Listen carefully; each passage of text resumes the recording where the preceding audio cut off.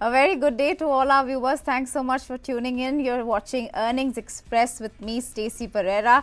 And well, we did have a slew of banking earnings that came over the weekend. And this Monday morning, we are seeing the markets also quite aptly reacting to those earnings. ICICI Bank gaining almost 1% there. Kotak Mahindra Bank down about the top loser, we could say, in trade. So let's give you some of those highlights. Let's start with ICICI Bank. Net profits are there, up about 40%, 9,648 is where it's coming at. Asset quality too has improved. Gross NPAs have declined to 2.76% compared to the 3.4% it was a year ago. If you look at Kotak Mahindra Bank, that one, the standalone profits have zoomed almost 66%. If you look at consolidated profits, that's about 50%. And the net interest income, NIIs, that's the difference between interest income earned from the lending activity and the interest paid to the depositors, that one has increased to 6,234 crore rupees. That's up about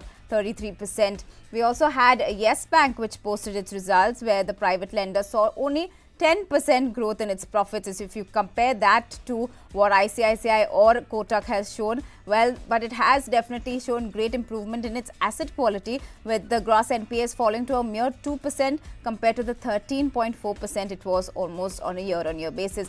And finally, we also had a fintech player, PayTM, now that favorite one there, who has managed to narrow its losses this time in Q1, which has come in at 357 crores versus the 644 crores it had seen a year ago. However, if you have to compare it on a sequential basis, they have increased those losses, because the last quarter it came in only at 168 crores. So that 300 now, whereas it was 168 in the previous quarter. But revenue from operations, those ones have increased by about 39%, coming in at 2,342 crore rupees. Well, that was a whole snapshot of all those numbers, but we'll be breaking each one of those down and why and what can really cause and what would be the effect on it, on the stock impact that we are seeing as well.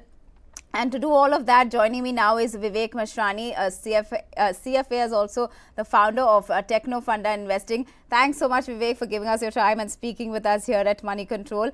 Let's look at this, the whole host of bank earnings that we've got. Let's read each of these numbers. One could say on a, plain reading that it is healthy growth. Profits, so most of them have seen above 30%. Even if you have to look at HDFC before this in the week back, they also posted quite a good robust set of numbers. Asset quality for all of them has improved too. So if you will talk just about the bottom line for these banks, as you can see on your screens as well, a good comparison you can make, but what really is working for them? I think, broadly the economy is picking up, credit growth is picking up in the economy. So I think majorly we have seen, even though in the PSU banks where, things are not that great in terms of momentum, there also numbers are coming up well, and these are very, very established players.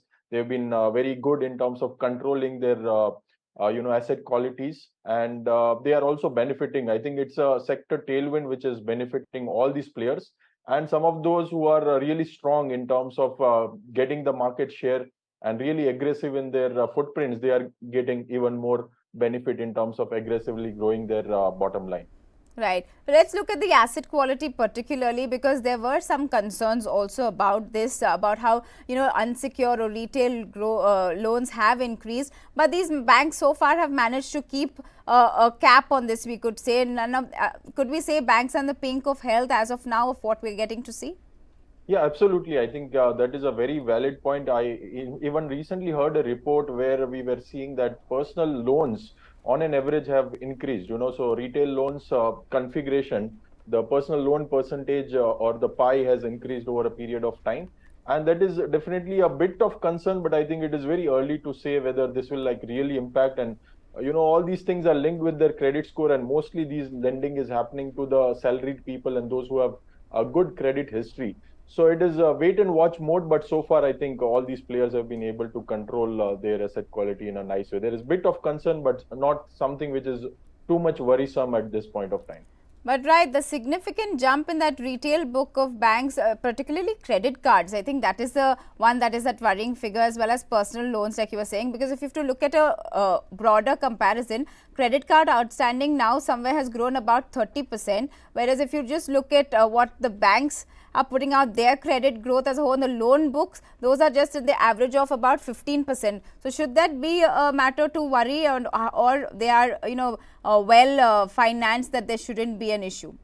No, directionally, see, it's a slightly aggressive stance all these banks are doing, and we might have also seen like there are a lot of calls and a lot of push towards these products, because see, infra lending is not that lucrative for all these banks. Particularly private banks have been like slightly wary of infra loans. Even ICICI Bank, earlier their business model was corporate and infra. Now they are also shifting to retail. So there is a lot of competition also, and just due to that sheer competition, everybody is like pushing, and the overall economy is also moving towards spending side. So definitely a concern over a long term if this trend continues.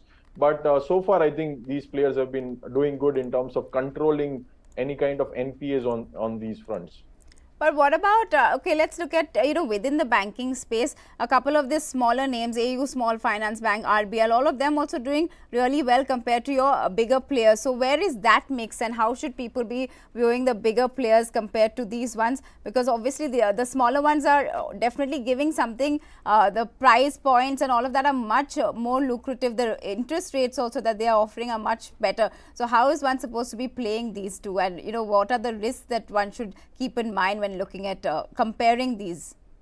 Right. So see, if we see the universe of worlds of ICICI Bank and Kotak Bank, they have been decently valued, like 4 times, 5 times book value on the forward earnings basis.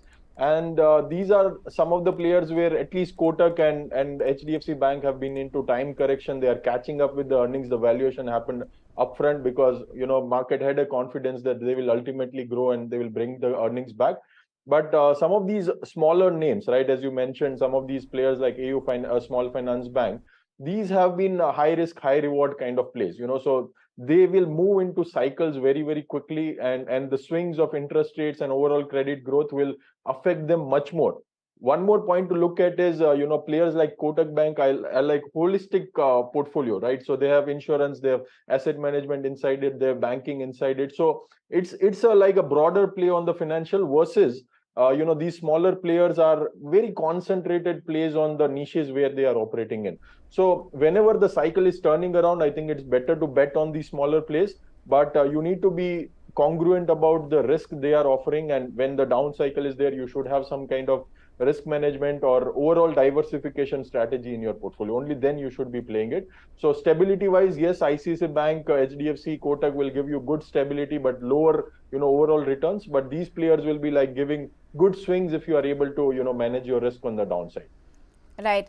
Well, Vivek, we can also look at Kotak Bank specifically today being the top Nifty loser. Now, this could be various reasons. One could be the management itself highlighting that slippages have come in from sectors like, tractor finance and those unsecured retail loans, personal loans, now contributing about 16% of their whole loan book, and credit cards coming at 7%.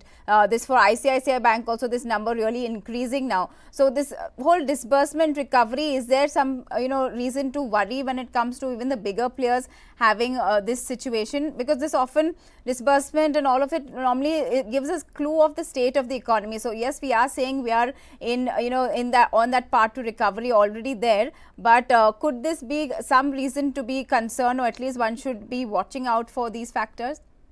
Yeah, definitely. So I think I also attended the con call, and the commentary has been muted from the management.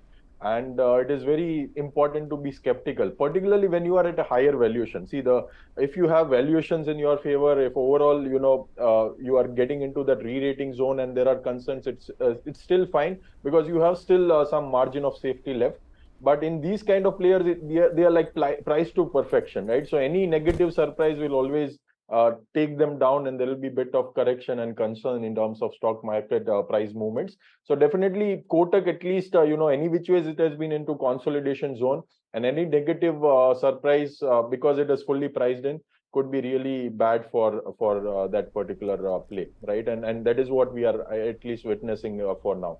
Yeah, because if you look at Kotak, that especially in the run-up to these earnings also has seen quite a bit of rally, in fact, and so now maybe getting into that consolidation more. If you have to compare it to its peers, it's definitely among the higher end of those private banking names, the stock price at least for Kotak Mahindra Bank. But let me also get in Vivek's view on, what are the other external headwinds that could come into play, especially going ahead. We do have the FOMC meeting that is coming up on July 26th, post which, we normally see even Fed get into that mode of what stance they are going to be taking. So could that really have, or what impact could that really have on these banking names as well? Yeah, so right now, I think the expectations are that after a pause of last FOMC meet, there'll be bit of uptake. They might, again revise the interest rates on the upward side. And that really can cause some of these funds flow to again shrink, and there'll be some bit of liquidity crunch overall globally in terms of flows coming in from US. So that is definitely a concern area, not only just financials, but overall, market also. There could be bit of pause and there could be bit of shake off that we can expect. And particularly, when financials are heavyweight on the indices, that is a very, very natural situation. But I don't expect, at least in the Indian scenario, that interest rates will be further, increased to a great extent. It's like we are probably on the peak of the interest rate cycles, even despite all these tomato news and everything. Our inflation again has been into good control. Our economy overall growth is good. So it will be probably a temporary phenomenon, even if it happens in terms of FOMC increasing the interest rates. But Indian interest rate outlook, I see it's going to be more stable going forward, and probably we might see some cuts, hopefully, in the later part of this year or early next year. Right.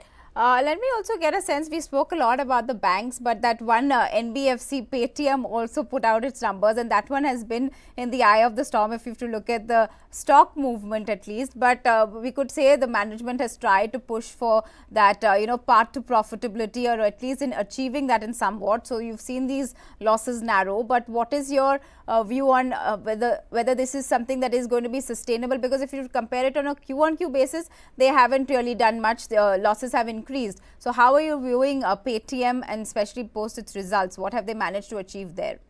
Yeah, so PayTM, I think directionally it is going on the right track. Although initially when it got listed, it was like there was a lot of fanfare, extended valuations. And then even after it got listed, there was a bit of, concerns in terms of what will be the path to profitability. But now I think they've managed to come on track, and directionally, if they continue to do so, the benefit these kind of business models can get is one, they have much lesser red tapes because of the technological advantage which they have, and they have done really well in terms of technological integration, the kind of pace at which they onboard customer, and the kind of disbursements that happen, even on their other arms, right, where they have a bit of, mutual fund distribution and other payment gateways around it. They have done really good job. So I think if they directionally continue to do what they are doing and focus on profitability, these players can, scale up very fast. So more than short term, I think we should be looking this play from the long term perspective. And even if you see the technical charts, they have like really forming the base and bottomed out, and they're starting to move up. So if this trend continues, I think they will complete the base, and overall it can go into a good uptrend. So broadly, I'm positive on the PayTM play, despite they are making small losses. But if you see the scalability and the longevity of the business and the way they are positioned in the overall ecosystem, I think they can do well if they directionally go in the right direction, like sustain in the same pace on the path to profitability. So, well, Vivek, you do think there is a more upside coming in for PayTM, and let's hope, because those that had invested in it definitely got a drubbing in that initial bit when, we saw the stock really get pounded. But now, since you're saying even the charts suggesting that there is an up climb, but if you have to look at other NBFC players, we've seen the Bajaj twins as well, other NBFC players, and now that, there's a lot of regulation, government support also coming in. If you have to look at just PayTM, 51% growth in their loan disbursement. So are they giving a good tough fight to the bigger banks, if you have to say, or we are actually seeing more coming in from NBFCs at this time? Yeah, I think, they are not directly competing with the banks at this point of time, because their strategy has been, cross-selling, right? So what they do is they give these payment solutions, and they have cash flow visibility of each and every smaller SME companies and slightly mid-sized businesses, right? Where generally, banks like Kotak and HDFC have not been so aggressive. They don't pay too much attention because they don't know what is the kind of credit history. Even if there is some bit of history, they are concerned about NPAs and credit qualities. But here, if you see, they are integrated in terms of payment gateways. They provide payment solutions. They know exactly what kind of cash flow is coming up, and they can even give some kind of loan based on that cash flow history, right? So that way, they are cross-selling and they are like smartly playing in the niche where a lot of these big banks are not actually paying too much of attention. So if you want to look at this, it is more like a proxy of SME growth and the lending growth in the smaller SME space, which is happening through this player. So more than bigger banks, they are probably competing with some of these, EU small finance kind of bank where they don't have these kind of data, they don't have this kind of cross-selling opportunity. That is what PayTM is smartly doing. So directionally, it's a very smart game they are playing actually. Right. Vivek, before I let you go, we definitely have to still look forward to the public sector bank earnings. So far, we've seen a slew of private sector banks, but we do have SBI, which will come sometime later in this, in the month, the coming month. So how should one be playing the private versus public banks at this point? And, is it safer to have money in private banks at this point? Yeah, so see, public banks, it's a more of a re-rating play, and this is more cyclical play, just like how we mentioned and discussed about smaller players like small finance banks. So these would be a re-rating play and a small uptick when the credit growth is happening. Again, when things will go bad, they will again tend to go down and there'll be some profit booking and the cycle will continue.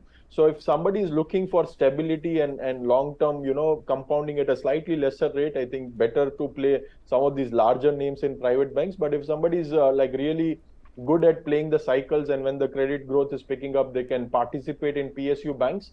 That can offer a very good re-rating opportunity and some kind of big moves in the smaller time duration.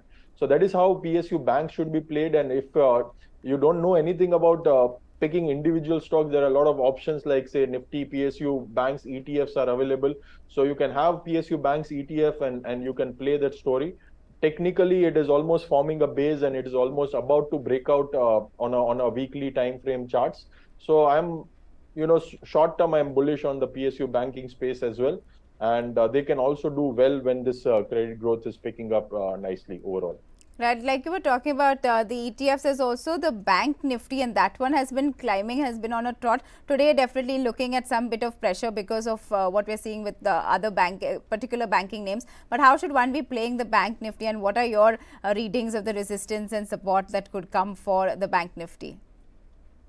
Short term, I don't think there is a bit of support, but I'll just again load the chart and I'll just quickly share my viewpoint. So we are in a uptrend, broadly, if we see the Nifty bank on a weekly basis, and even on a short term, if you see the daily charts, we are having a first support somewhere near like 45,300, and we have second support somewhere around 44,150 kind of levels. So we are in a good uptrend. It is also making a nice, cup and handle kind of structure and doing nicely on the daily and weekly charts. So I think that it's broadly in a good uptrend overall, and one can even have a proxy play on these, ETFs which are available on Bank Nifty as well as, PSU Banks. So if they don't want to play directly, it's a good way to have exposure on the financial sides through these products as well.